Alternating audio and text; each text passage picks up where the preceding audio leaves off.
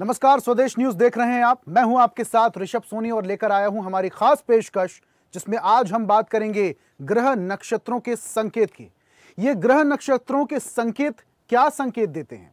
क्या भारत में और कोई विपदा आने वाली है, या जो विपदाएं हो चुकी हैं क्या पंचांग में इसका पहले से ही जिक्र था? और अगर पहले से जिक्र था तो हम इसके बारे में सचेत क्यों नहीं हो पाए? ऐसी तमाम सारी बातें हम समझेंगे, क्योंकि अहमदाबाद में एयर इंडिया के विमान हादसे में कहां चूक हुई? क्या विमान में कोई तकनीकी खामी थी? क्या कोई मानवीय चूक हुई? विमान के टेक ऑफ के समय पायलट द्वारा गलत कमांड दिया गया? यह हादसा किसी साजिश का भी हिस्सा हो सकता है? इन तमाम सवालों के जवाब जांच के बाद मिलने की उम्मीद है। लेकिन इस बीच ज्योतिषीय गणना बताती है कि जब किसी महीने में 5 बुधवार आते हैं तो आर्थिक गतिविधियों में उतार चढ़ाव और अस्थिरता बढ़ सकती है। इस बीच मंगलवारों की अधिकता अग्निकांड, तकनीकी दुर्घटनाओं और मशीनों से जुड़ी घटनाओं की आशंका को जन्म देती है। ग्रह नक्षत्रों की ऐसी स्थिति वायुयान जैसे क्षेत्रों में सावधानी की चेतावनी देती है। ज्योतिषीय रूप से ये संकेत मिलते हैं कि मई से जून माह के बीच कोई अप्रत्याशित घटना या विमान से जुड़ी अशुभ सूचना सामने आ सकती है। साथ ही देश की आर्थिक स्थिति में कुछ कमजोरी, बैंकों से जुड़ा हुआ विवाद या अंतर्राष्ट्रीय संबंधों में तनाव की स्थिति और संभावनाएं बनती हैं। विदेशों से व्यापारिक और कूटनीतिक स्तर पर कोई बाधा उत्पन्न हो सकती है, जो अंततः उनके ही नुकसानदायक सिद्ध हो सकती है। इस हादसे पर ग्रह नक्षत्र क्या कह रहे थे? आइए विस्तार से चर्चा करते हैं पंडित विनोद गौतम जी से। सबसे पहले पंडित विनोद गौतम जी, स्टूडियो में बहुत बहुत स्वागत है आपका। नमस्कार पंडित जी, आपसे समझना चाहेंगे कि ग्रह नक्षत्र देखिए बहुत पहले से संकेत देते आ रहे हैं, और ये सिर्फ कोई दकियानूसी बातें नहीं हैं। लोग बहुत ज्यादा इसको लेकर हाव भाव बदल लेते हैं, लेकिन ये भी एक विज्ञान है। अगर इसको समझा जाए बहुत बेहतर तरीके से तो ये बहुत प्राचीन विज्ञान है।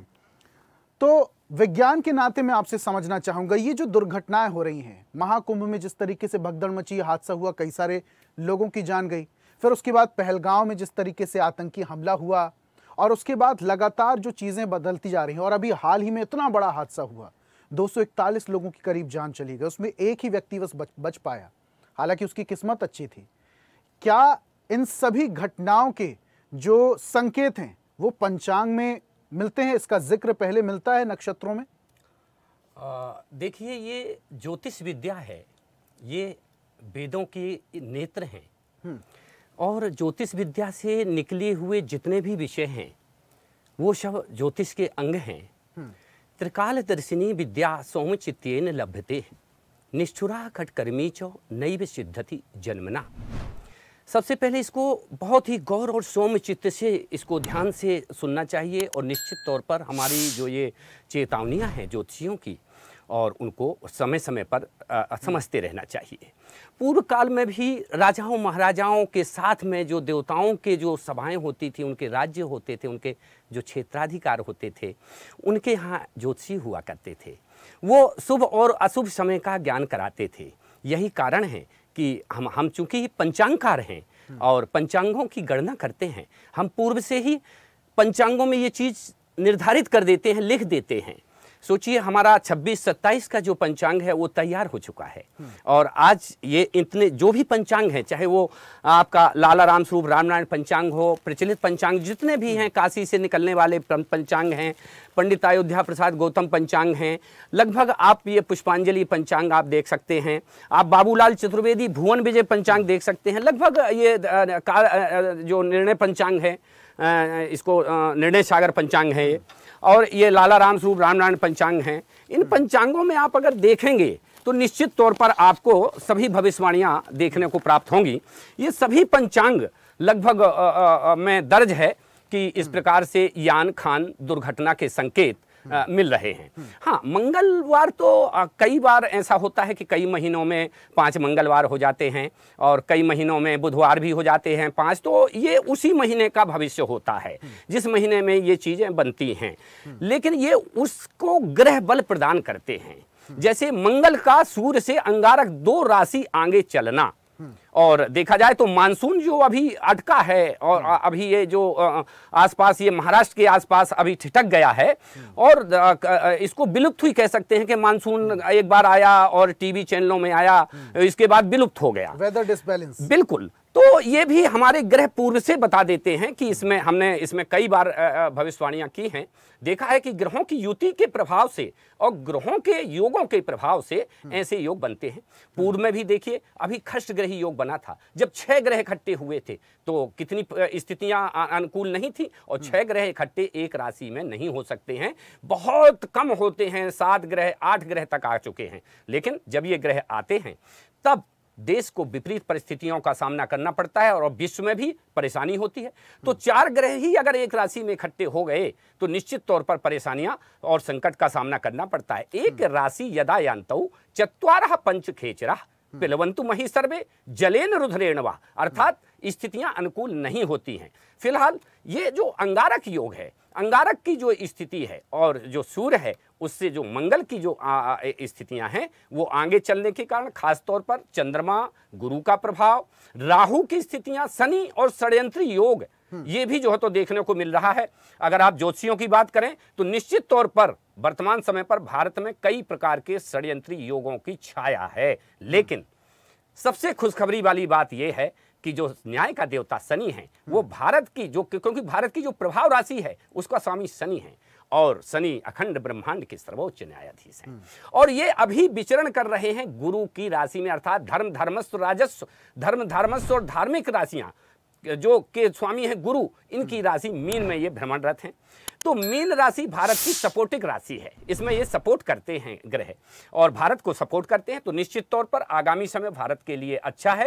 अन्य देशों के लिए उसकी शनि की दृष्टि का प्रभाव पड़ेगा निश्चित तौर पर, और ये निश्चित तौर पर एक षड्यंत्र ही कहा जा सकता है।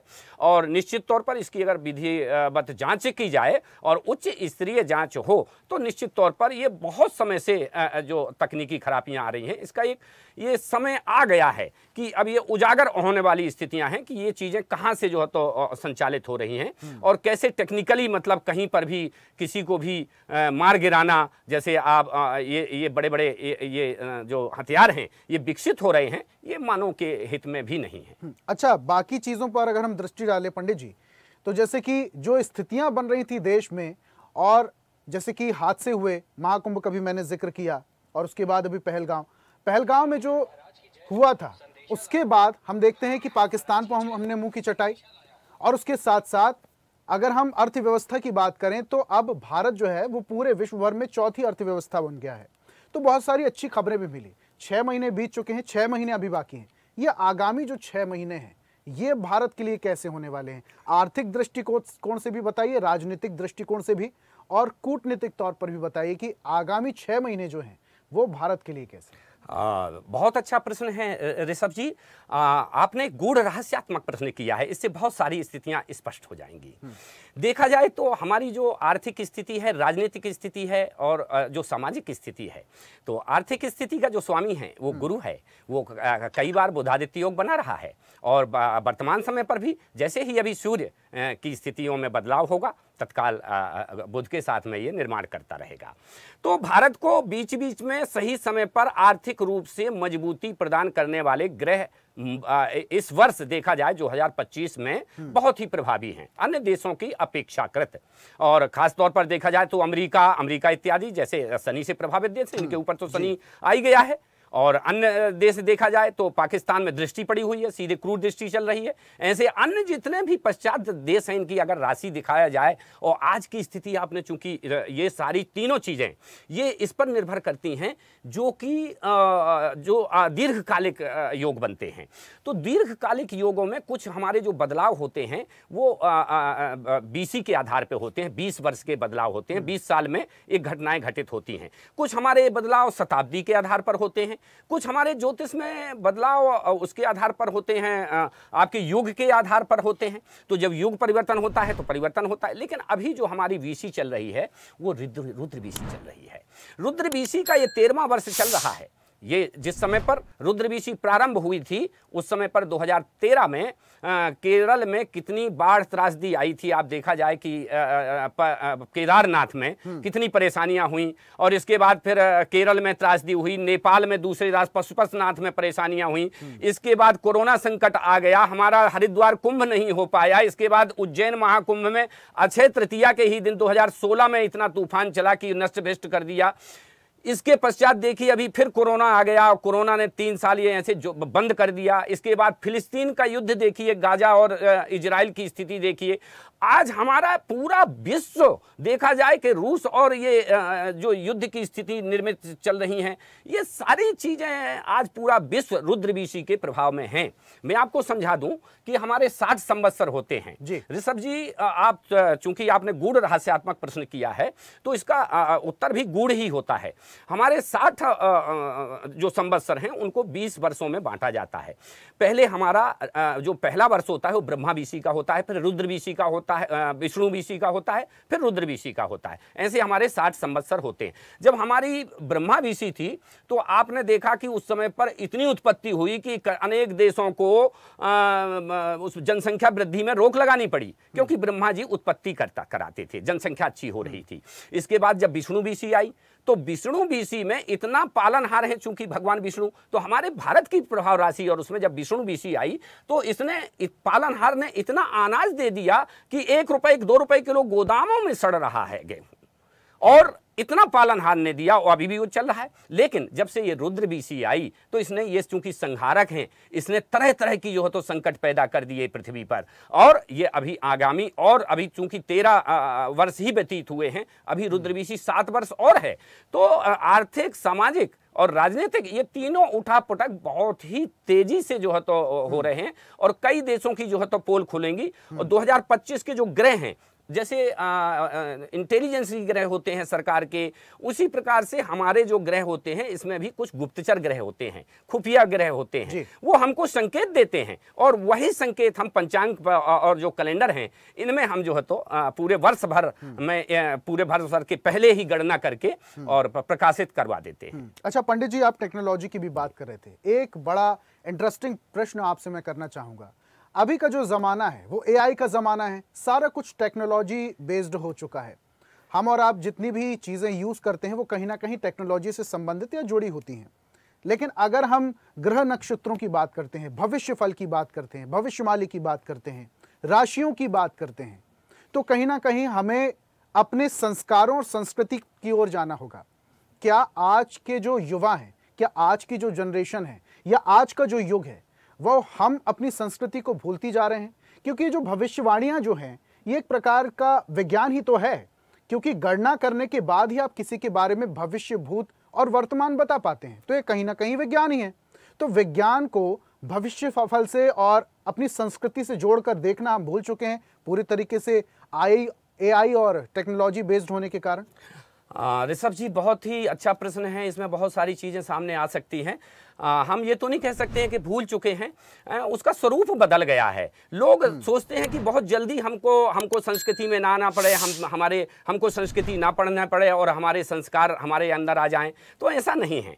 हमारी संस्कृति को पहले हमको अपनाना पड़ेगा, संस्कृति को बंद नहीं करना पड़ेगा। आज हमारी देखिए जो ग्रह शांति के एक उदाहरण के स्वरूप, हमारी जो ग्रह शांति थी, ग्रह शांति की पुस्तक थी जिसमें ग्रह शांति के श्लोक होते थे, वो धीरे धीरे लोग ग्रह शांति की पुस्तक ही बंद हो गई। ग्रह शांति लोग नहीं करवा रहे हैं, सीधे पन्ना, पुखराज, नीलम पहन रहे हैं। क्यों? क्योंकि इसलिए पहन रहे हैं कि वो जल्दी लाभ चाहते हैं, जबकि इसका कोई वर्णन नहीं है। किसी शास्त्र में ज्योतिष की एक श्लोक नहीं लिखा है कि ये रत्न पहनने से ये ग्रह शांत होता है, बल्कि रत्न की उत्पत्ति के विषय में कई श्लोक लिखे हैं। लेकिन इतना बड़ा फ्रॉड का धंधा चल रहा है, करोड़ों अरबों रुपए का, और हम जैसे ज्योतिषी और भी लोग हैं जो लालच बस रत्न पहनाते हैं। अरे जूतियों में जड़े रहने वाले रत्न, हीरा, पन्ना, पुखराज, सोने चांदी का व्यापार होता था। आज भी राजे महाराजे लोग जो है तो इसमें सिंहासन में और मुकुटों में जड़वाते थे। आज कई इमारतों में जड़े मिल जाएंगे ये हीरे, पन्ने, पुखराज। ये आप इनसे क्या ग्रह आपके बस में हो जाएंगे इनको पहनने से? अगर इनको पहनने से ग्रह बस में हो जाते तो गरीब आदमी की तरफ तो भगवान ध्यान ही नहीं देता। तो ये सब चीजें एकदम पूरी तरह से निराधार हैं, अर्थात हम जो है तो वास्तविकता से भटक गए हैं। करते हैं, चाहते हैं कि हमारा भविष्य अच्छा हो जाए, राहु केतु अच्छा हो जाए, लेकिन क्या हमारा शरीर और ये हमारा जो रहन सहन पहनावा देख करके अच्छा हो जाएगा? ये हमारा आडंबर है। ये ऊपरी आडंबर त्याग करके हमको वास्तविकता में से जुड़ना पड़ेगा, वास्तविक संस्कृति से जुड़ना पड़ेगा। जो ग्रह शांति के उपाय हैं वो करने पड़ेंगे, तभी आपको लाभ होगा, अन्यथा तो ऐसे में आपका पैसा बर्बाद होगा। और दूसरा, आप बहुत अच्छा प्रश्न किया है, एक मेरे मन में और जिज्ञासा है। हमारी जो संस्कृति है, पहले लोग दान करते थे, अब दान भी नहीं कर पाते। क्यों? क्योंकि देखिए, अक्षय तृतीया का दिन अभी कुछ समय पहले पूर्व ही निकल गया। ये शुद्ध रूप से दान का दिन है। अक्षय तृतीया को महादान का मुहूर्त कहते हैं, कि ये अक्षय मुहूर्त होता है। इस दिन स्वर्ण दान, सत्तू दान, घड़ा दान, जल दान, ठंडक की चीजें, पंखे दान, भूमि दान और इत्यादि, कन्यादान इत्यादि करने का बहुत ही बड़ा पुण्य मिलता है। लेकिन इसको व्यापारिक रूप से हम सब ने कहां पर जोड़ दिया? ऐसा ही जगह जोड़ दिया कि ये पूरा सोना खरीदारी का ही मुहूर्त है अक्षय तृतीया। तो देखिए, विपरीत कर दिया ना, तो वो लोग वहां चले गए। तो संस्कार तो करते हैं, लेकिन वो संस्कार से भटक चुके हैं। हमारे युवाओं को बहुत ही सही ढंग से वो करने की जरूरत है, समझाने की जरूरत है, और ऐसे लोगों का बहिष्कार करने की भी जरूरत है जो इस टाइप से अपने लालच के लिए फ्रॉड करते हैं। चलिए, बहुत अच्छी बात कही पंडित जी आपसे। आप एक बात आपसे और मैं समझना चाहूंगा कि अभी 6 महीने इस साल को बचे हुए हैं। क्या कहता है भारत का भविष्य फल? विश्व स्तर पर भारत की आने वाले समय में क्या स्थिति होने वाली है? भारत की जो प्रभाव राशि है वो है मकर, और ग्रह राज्यम प्रेक्षामि ग्रह राज्यम हरेणचौ। ग्रह ही राज्य देते हैं और ग्रह ही राज्य का हरण कर लेते हैं। जहां तक अर्थव्यवस्था की बात करें तो भारत की अर्थव्यवस्था 2028 के बाद भी 2032 तक उत्तरोत्तर वृद्धि में रहेगी। अन्य स्थितियां अगर देखी जाए, राजनीतिक स्थिति देखी जाए और धर्म की एकजुटता देखी जाए, तो हमारा जो पूरा भारत देश है वो सनातन धर्म का देश है। सनातन धर्म है इसमें, तो पूरा सनातन धर्म एकजुट होगा। अर्थात भारत की जो एकजुटता वाले जो ग्रह हैं वो संकेत देते हैं कि सनातन धर्म एकजुट होकर के और भारत भविष्य में विश्वगुरु बनेगा। तो कहीं पर भी भारतीय अर्थव्यवस्था को लेकर के या अन्य षड्यंत्रों को लेकर के कि भारत इसमें कहीं अग्नि परीक्षा में फेल होगा, तो ऐसा नहीं कह सकते हैं। भारत की जो कूटनीतिक है, राजनीतिक ग्रह हैं, और चूंकि जो राजनीति को सपोर्ट करने वाले ग्रह हैं, ऐशो आराम को सपोर्ट करने वाले ग्रह हैं, वो मजबूत हैं। हाँ, ये जरूर है चूंकि ये इस दुर्घटना से मंगल के कारण और अग्नि कारक ये दुर्घटना है, तो इससे हानि तो हुई है और हमको दुख है। लेकिन हम एक संकेत और देते हैं कि यान खान दुर्घटना, अर्थात खान की भी दुर्घटना आगामी समय हो सकती है। खान अर्थात बड़ी बड़ी कोयला खदानें हैं, सुरंगें हैं इत्यादि जो निर्माण कर रहे हैं, वो भी दुर्घटना हो सकती है, इसलिए सावधानी। पंडित जी, इसके अलावा भी बहुत सारी ऐसी चीजें हैं जो भविष्य फल में लिखी हुई हैं, जो पुराने समय में लिखी हुई हैं। चाहे अगर मैं युद्ध की बात कर लूं, महामारी की बात कर लूं, महामारी का जिक्र भी किया गया था। ये जो विमान हादसा हुआ है, इससे पहले भी कुछ हादसे हुए हैं।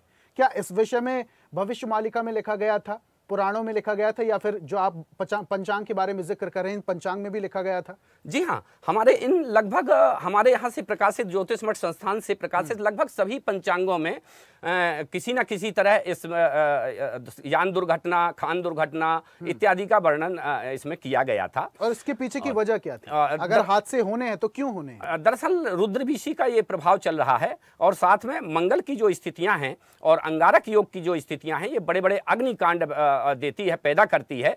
तो यही कारण है, क्योंकि अग्निकांड तो यहाँ होना ही था, और चूंकि दूसरे देश का अगर कोई अग्निकांड करता तो दिक्कत थी, और ये चूंकि घटनाएं टल नहीं सकती हैं। और ऐसी स्थिति में मुहूर्त सबसे बड़ी चीज होती है।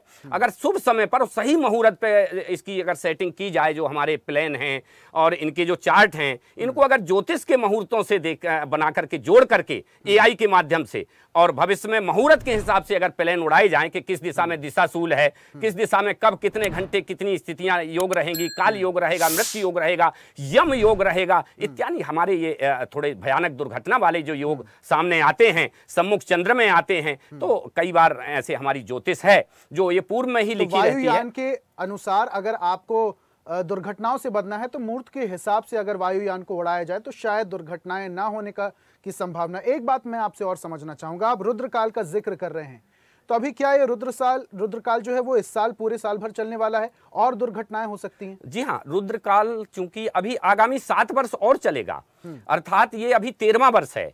मैंने आपको बताया कि जब पहला वर्ष हुआ था तो उस समय केदारनाथ में त्रासदी हुई थी 2013 में, 12 या 13 में केदारनाथ में त्रासदी हुई थी। इसके बाद में पशुपतिनाथ में त्रासदी हुई, फिर केरल में हुई, फिर ये सब चीजें होते होते ये 13 साल, आज इस वर्ष रुद्रवीशी का 13वां वर्ष है और आगामी 7 वर्ष इसी प्रकार से होता आएगा। हमने अभी ज्योतिष मठ संस्थान द्वारा आगामी 12-13 जुलाई को एक ज्योतिष सम्मेलन रखा है, राष्ट्रीय ज्योतिष सम्मेलन।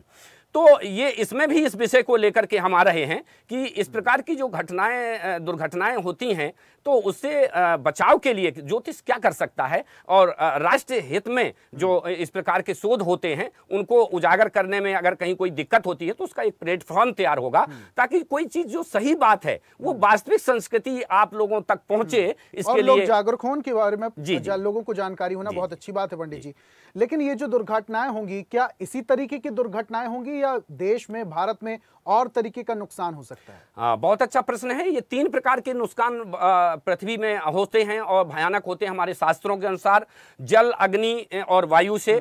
तो ऐसे में देखा जाए कि हमारे यहाँ रोग का जो प्रभाव पड़ा है तो रोग का प्रभाव भी एक मार्केस की स्थिति देता है जिसको मरण काल बोलते हैं। और ऐसा जब स्थिति बनती है 100 साल में बनती है, एक बार जरूर आती है।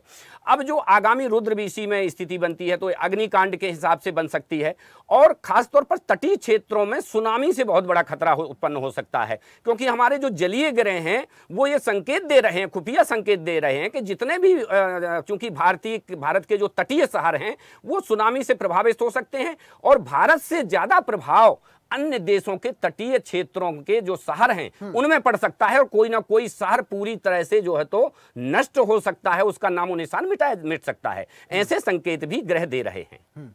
तो बहुत बड़ी बात आप बता रहे हैं, बहुत बड़ी जानकारी भी पंडित जी आप दे रहे हैं। बहुत शुक्रिया हमारे साथ जुड़ने के लिए, स्टूडियो में पहुंचने के लिए और हमारे दर्शकों तक इतनी महत्वपूर्ण जानकारियां देने के लिए बहुत बहुत शुक्रिया पंडित जी हमारे साथ जुड़ने के लिए। तो आज हम बात कर रहे थे ग्रह नक्षत्रों के हिसाब से क्या संकेत मिल रहे हैं आने वाले वक्त में, आने वाले भविष्य में, और कितनी दुर्घटनाओं की संभावना है, किस तरीके से हम उनसे बच सकते हैं, इस बारे में हमने पंडित जी से बात की। पंडित जी ने बहुत महत्वपूर्ण जानकारी दी। आज के खास प्रोग्राम में फिलहाल इतना ही। देखते रहिए स्वदेश न्यूज, सबसे पहले देश। और ऐसी ही ताजा खबरों के लिए लाइक, फॉलो और यूट्यूब पर सब्सक्राइब कर बेल आइकन जरूर दबाइए और हर अपडेट के लिए विजिट कीजिए स्वदेशलाइव.com।